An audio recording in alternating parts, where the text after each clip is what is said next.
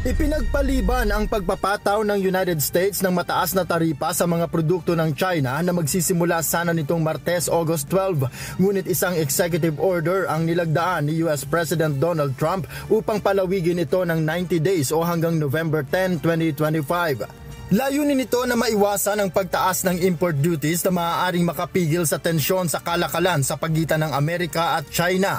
Sinabi ni Trump na isa pamamagitan nito, ang China ay makagagawa ng malaking hakbang para maiayos ang mga non-reciprocal trade arrangements at iba pang mga concerns nito sa Amerika ukol sa economic at national security. Nag-issue rin ng parehong pause ng extra tariff ang China Commerce Ministry para rin sa 90 days na pag-postponed sa iba pang tinitingnan ng mga restrictions list sa kalakalan at investment ng mga US firms na tinatarget sa Abril 2026. Samantala, isinusulong naman ni Trump na dagdagan ang koneksyon ng China na gawing quadruple ang pagbili nito ng soybean sa Amerika at ipinatitigil ang Beijing na bumili ng Russian oil kundi ay papatawan nito ng ikalawang taripa ang China.